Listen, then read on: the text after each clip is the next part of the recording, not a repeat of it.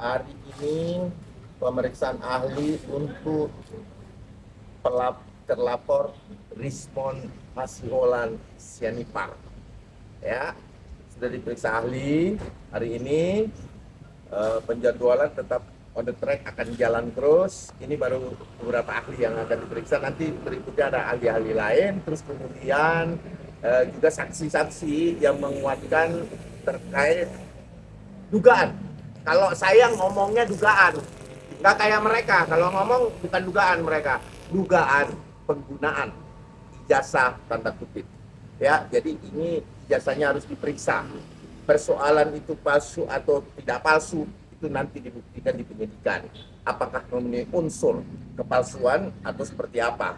Ya, jadi intinya bahwa hari ini sudah diperiksa. Nah, ini kebetulan pelapor ada yang diperiksa adalah ahli kami. Nah, nanti bisa dilanjutkan oleh ahli kami. Ya, silakan Pak Joshua. Ya.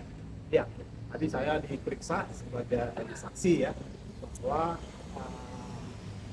atas laporan dari Pembil ya, ada Rismon yang sudah menggunakan jasa palsu, gitu ya, mengklaim dirinya peneliti, gitu ya.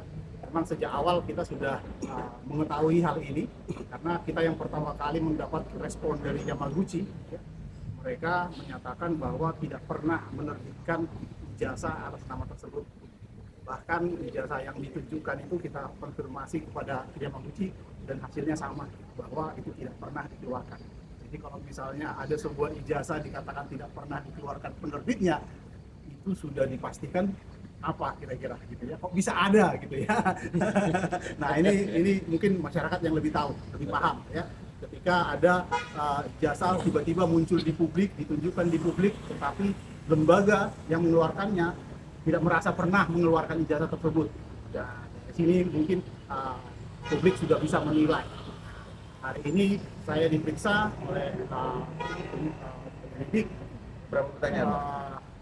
Ada hampir 30 pertanyaan. 30 pertanyaan. 30 pertanyaan gitu ya, mulai dari latar belakang kita sebagai komunitas digital forensik yang meresahkan Yang ya, asli nih, ya, asli nih ya, digital forensik asli. komunitas digital forensik dan asosiasi juga gitu ya, akti gitu ya, yang sangat resah terhadap publikasi-publikasi media atau narasi-narasi yang dibuat oleh Rismon seolah-olah dia adalah ahli digital forensik, padahal tidak sama sekali, tidak memiliki kompetensi, tidak memahami prosedur, tidak mengetahui apa objek yang bisa diperiksa oleh ahli digital forensik gitu ya. Di buku-bukunya, saya juga diberikan bukunya oleh penyidik gitu ya, itu sama sekali bertentangan dengan apa yang dia lakukan selama ini gitu ya. Nah itu mungkin yang bisa saya sampaikan. Silakan Bang Bil, silakan Bang Bil.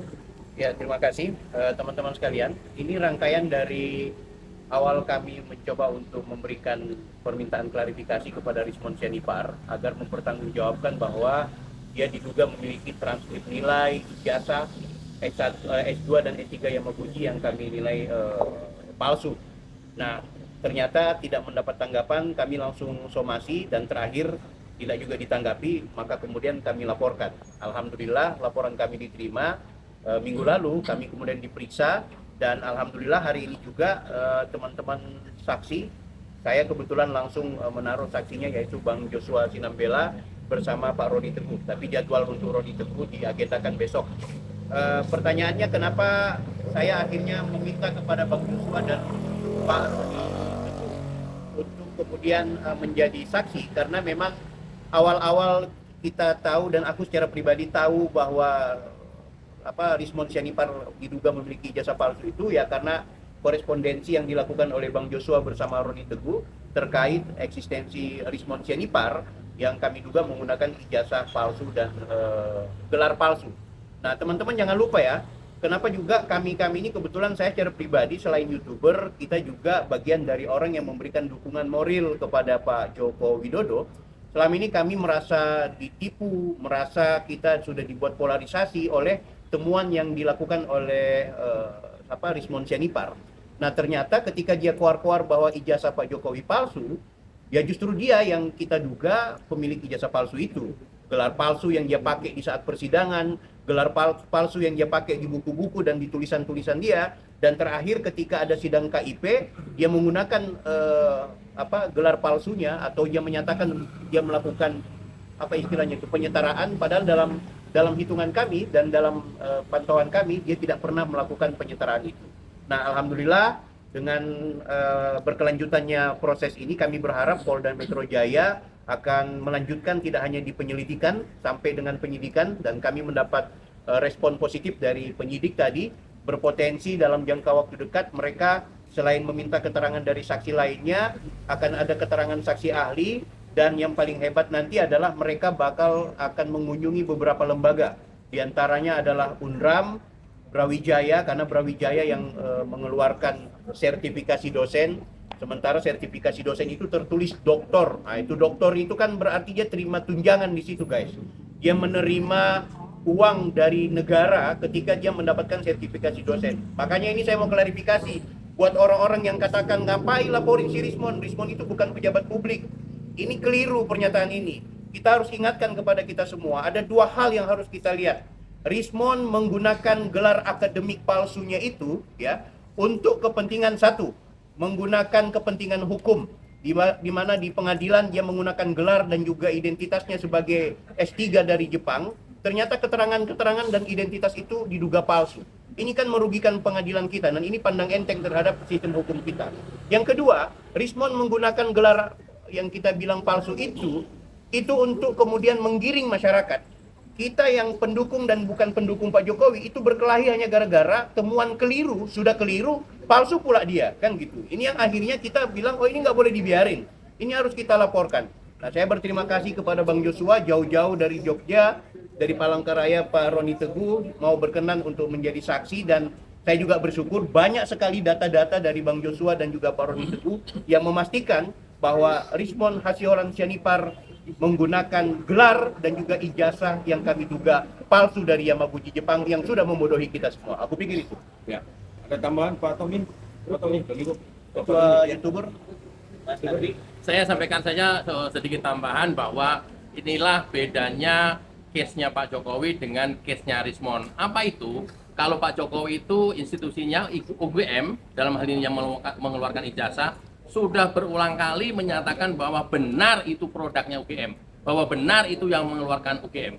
Kebalikannya, Rismon secara tegas melalui Bang Joshua, Yamaguchi Universitas sudah menyatakan juga bahwa itu bukan produknya, bahwa Yamaguchi tidak pernah mengeluarkan ijazah S2 dan S3-nya Rismon. Itu tegas, dan itulah kemudian langkah-langkah ini kita ambil. Tujuannya adalah untuk mencerdaskan masyarakat, rakyat Indonesia, supaya tidak terus-menerus disesatkan oleh orang-orang yang sebenarnya kredibilitasnya kita sangat pertanyakan. Terima kasih, Bang. Ya, jadi sekarang saya sampaikan bahwa Saudara Rismon ya kooperatif ikuti proses hukum yang membuat teman-teman pendukung Bapak Insinyur Joko Widodo merasa keberatan adalah terbitnya Jokowi White Paper yang saya nilai dari awal bahwa ini adalah Jokowi's White Paper adalah memang kertas putih. No. Kenapa saya bilang nol? Karena ini dikomandoi oleh Saudara Rismon sebagai peneliti di situ. Nah, ketika kita peneliti dan atau pembuat buku, dasarnya apa? Kedokteran dia kan. Nah, berarti di situ ada meletakkan jabatan atau titel yang diduga, sekali lagi diduga. Ini dalam tahap penyidikan, dan kami teman-teman yakin betul bahwa apa yang disampaikan Yamaguchi itu adalah clean and clear.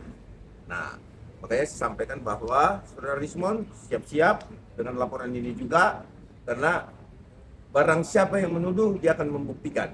Maka Saudara Bill, dia menuduh, maka dia yang pasti akan membuktikan seluruh berkas-berkas yang diminta oleh penyidik dalam proses penyelidikan ini. Oke, gitu ya teman-teman. Oke, ada pertanyaan? Ini juga hari ini juga ada rilis atau pemberitahuan dari PT UN Jakarta yang dimana dari HM Subban sendiri, Bang Subban sendiri melakukan gugatan untuk pemeriksaan ijazah dari Migran. Ya gini loh, ini Pak Suban ini, ya Bang Suban, halo. Saya ini sering sama Bang Suban. Bang Suban udahlah, berhentilah gitu-gitu hanya membuang anggaran negara sidang itu. Anda juga kemarin sidang kan NO. Jadi gini loh, sidang-sidang yang diajukan ini semua kan kalah total semua. Yang di Solo, yang di mana-mana ini sudah banyak gugatan. Yang kemudian putusannya tetap sama karena dasarnya itu ijazah gitu loh. Nah ini saya rasa itu hak Bang Suban, tetapi jangan juga kita menggunakan hak menghabiskan anggaran negara yang percuma gitu loh. Kasihan hakim-hakim ini, mendingan hakim-hakim ini sidang yang lebih merugikan rakyat Indonesia, bukan kepentingan politik, itu jauh lebih bagus, lebih indah kayaknya. Ya dan penggunaan anggaran itu rakyat menjadi trust atau percaya kepada pejabat baik itu hakimnya, baik itu jaksanya, baik itu kepolisian. Kalau itu betul-betul untuk kepentingan rakyat. Nah, saya tambahkan satu hal bahwa kenapa Bapak Insinyur Joko Widodo ini adalah pimpinan rakyat? Karena dia mantan pemimpin kita. Yang kedua, Mas Gibran itu wapres. Jadi ketika persoalan-persoalan ada yang tidak clear, kita harus clearkan. Kenapa? Karena mereka adalah pemimpin kita gitu loh. Nah, kalau seperti Pak Surya, udahlah, aduh ini nggak jelas ini, gugatan-gugatan itu nggak jelas itu. Ya, jadi saya cuma mengingatkan Bang Suban buang energi. Kasihan udah tua pakai tongkat gitu kan di hadir-hadir itu capek loh ya kan. Oke, itu aja. Ada lagi pertanyaan? Aman Bang Ade.